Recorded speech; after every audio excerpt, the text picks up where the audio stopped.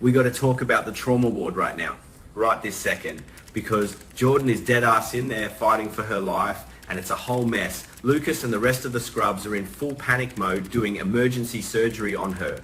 Severe head trauma. That's what the spoilers are screaming at us. And honestly, it's brutal. We're talking severe TBI stuff here, folks. Traumatic brain injury, for those who don't know, Lucas is up to his elbows in it. The process of this surgery, man, it's probably going to drag out for like 1 to 2 weeks on our screens, because you know how soap opera time works. A single afternoon in Port Charles can stretch into a whole damn month of episodes. It is the classic TV trope. But there is so much drama brewing under the surface of this whole car crash situation. And I'm going to spill the tea on a massive detail that is going to flip this entire narrative upside down. Just wait. Jordan's brain is swelling. There's a blood clot in there. Medically speaking, this is usually a subdural hematoma, where blood pools between the brain and the skull. When that happens, the pressure just builds and builds, and it literally squishes the brain tissue. So the docs, they got to go in. A craniotomy is basically mandatory at this point. Let me educate you real quick on how that actually works, because it ain't just magic TV doctor stuff. They actually have to shave the head, make an incision, and use a specialized drill to create a bone flap. Yeah. They remove a piece of the skull to relieve the pressure and drain the blood. It's gnarly, but it saves lives. Moit chewing kote on for Jordan. I truly believe she will pull through this. She's gonna survive. Like, I believe this with my whole chest. It would be the most ridiculous garbage decision ever if General Hospital decided to write Jordan off the show by killing her in a random car wreck. You don't just dump a legacy tier character like that. It's wasteful. Jordan is going to wake up and the surgery is going to be fine. Lucas knows what he's doing, even if he looks stressed 24/7. But here is the real kicker. Jordan is the literal key to locking Sidwell away for good. She holds all the cards. Let's rewind for a second. Just a quick sec to look at the history here. Jordan used to be the police commissioner. She was the deputy mayor of the town. She had power, influence, a whole career built on justice. And then suddenly, she just drops it all to become an underling for a scumbag like Sidwell. To the public, it looked like a massive fall from grace. But nah, it was a masterclass in deception. To ensure this sting operation worked, Jordan and Laura cooked up the wildest scheme. They staged a massive public falling out. Laura, using her power as mayor, fired Jordan. It looked so real. Everyone bought it. But it was all theatre, a straight up performance. And this act, this whole undercover charade, it might have just been blown to pieces by Sidwell. Why am I saying this? Because Sidwell is paranoid. Criminals at his level don't just trust people who walk in off the street, especially ex-cops. He started digging. He did his own background checks, secretly investigating Jordan's recent moves.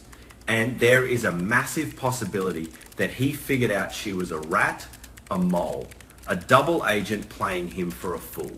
Jordan had been secretly funneling intel about Sidwell's criminal empire straight back to Laura and the PCPD. She was gathering the receipts. But here is the problem. She wasn't done. The job wasn't finished. The evidence she managed to scrape together so far was probably too flimsy to get a solid conviction. In the legal world, you need an airtight chain of custody and undeniable proof to put a mob boss or kingpin away. Circumstantial evidence just gets thrown out in court. Sidwell knew this, but he also knew you couldn't let her keep digging. So he took matters into his own hands. He went for the car. He tampered with her vehicle. And the brakes specifically. Sound familiar? Of course it does. Cut brake lines are like the bread and butter of soap opera assassinations. GH has used this exact plot device for car crashes so many times I've lost count. It's almost funny if it wasn't so serious. But let me drop some real knowledge on you about how brakes actually work and why cutting them is such a cowardly, insidious way to try and kill someone. Modern cars use a hydraulic brake system. There's brake fluid running through these tough little lines. You push the pedal, it pushes the fluid clamps the brake pads onto the rotors to stop the wheels. If a creep like Sidwell sneaks under there and snips the line, or even just loosens the bleeder valve, the fluid leaks out. At first, maybe it feels a little spongy, but when you really need to stop, the pedal goes straight to the floorboard and you are flying down the highway at 70 miles an hour with zero way to stop a 2-ton metal missile. It's terrifying. So yeah, Sidwell probably pulled this classic sabotage move, but, and this is the massive but that changes everything, Sidwell is an old school thug and he completely underestimated modern tech. He didn't realise that Jordan's ride was equipped with some serious surveillance gear. Her car had a proximity sensor and an advanced dashcam system designed to record anyone who approaches the vehicle. Now, we know the car was smoking, it caught on fire and exploded in a massive fireball. Boom. Done. Most people, including Sidwell, would just assume that every single piece of evidence inside that car was instantly vaporized in the inferno. Sidwell is probably sipping a drink right now thinking he got away with murder and destroyed the evidence of his brake tampering. But no one is paying attention to the tiny details. They never do. What if the memory card inside that dashcam survived? I know, you're probably thinking, bruh, a fire destroys plastic, an SD card would melt into a puddle of nothing, and in the real world, yeah, probably. A standard commercial SD card maxes out at like 185 degrees Fahrenheit before it starts degrading, and a car fire burns at over 1,500 degrees. It would be toast. But this is TV land. And honestly, they actually make industrial grade fireproof black box technology for consumer cameras now. High-end dash cams have thermal protection. Maybe Jordan, being a former cop, invested in military grade tech for her undercover sting. In the fictional universe of a soap opera, a memory card surviving a car bomb is completely plausible. Nobody is looking for it. The cops are just treating it like a tragic accident scene right now. Sidwell thinks he's in the clear, but when Jordan finally wakes up from her coma, and she will wake up, she's going to be groggy, maybe she won't remember everything right away. Retrograde amnesia is a huge thing with severe concussions. Maybe she forgets the whole week leading up to the crash, but suddenly a memory is going to spark. She's going to remember the camera. She'll grab Curtis by the collar and whisper, "The memory card, get the memory card." And Curtis, my guy, is going to go straight into action hero mode. He's going to sneak into the impound lot or the junkyard where the charred remains of her car are sitting, and he's going to dig through the ash and melted plastic, and he's going to find it. The truth is going to come out. But wait, there's more to this puzzle. The memory card is just one piece of the pie. We also got to talk about the car's black box. Educate yourself real quick. Almost every car built in the last 2 decades has an event data recorder, EDR. It's not like a plane's black box. It's smaller, usually hidden under the center console or seats. It records exactly what the car was doing in the seconds before a crash. The speed, the steering angle, and crucially, whether the brakes were applied and if the hydraulic pressure failed. If the PCPD pulls that EDR, they will see that Jordan slammed on the brakes, but there was zero pressure. Absolute proof of sabotage. Except, I have a gut feeling about this. I think Sidwell was smart enough to know about the EDR. He might be ignorant about the hidden dash cam, but he knows cops look for the black box. I bet you anything Sidwell sent one of his goons to the crash scene or to the tow yard to steal that EDR before the forensics team could properly analyze it. It's a classic villain cover-up move. You got to scrub the scene clean. So imagine this scenario playing out over the next few weeks. Jordan is recovering, struggling to speak. Curtis finds the memory card, right? They plug it into a laptop. The video is staticky, glitched out from the heat, but there it is. Clear as day.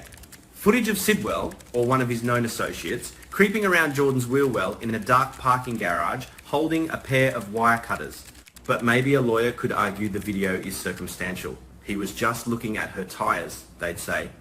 That's where the stolen EDR comes into play.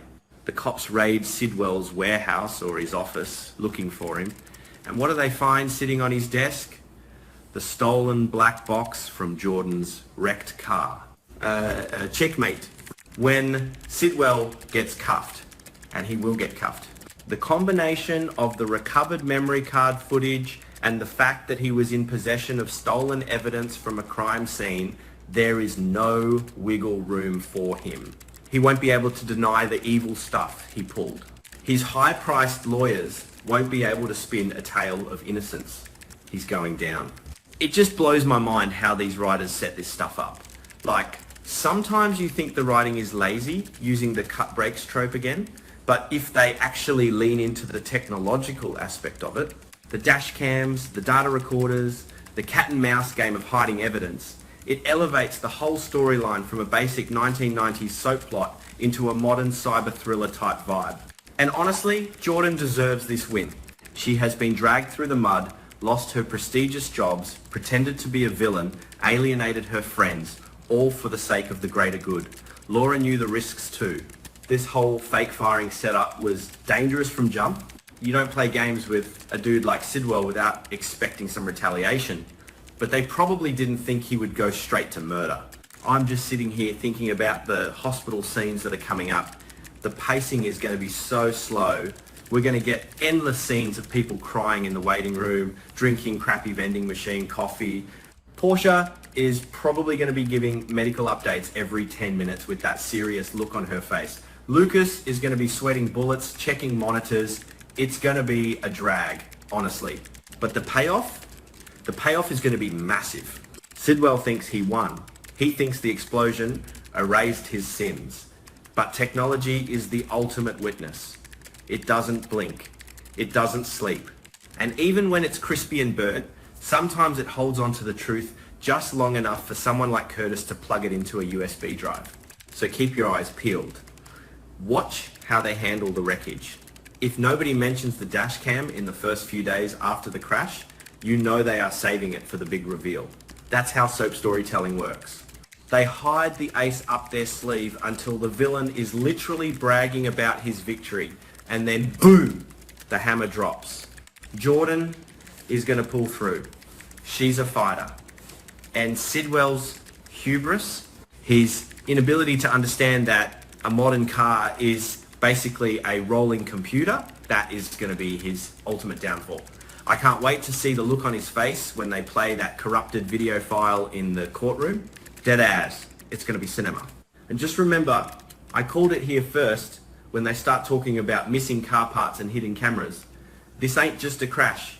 It's a crime scene, and the evidence is waiting in the ashes. Man, this show got me way too stressed out right now. I need to go touch some grass or something, but I'm glued to the screen. We'll see how Lucas handles the pressure in the OR tomorrow. Peace out.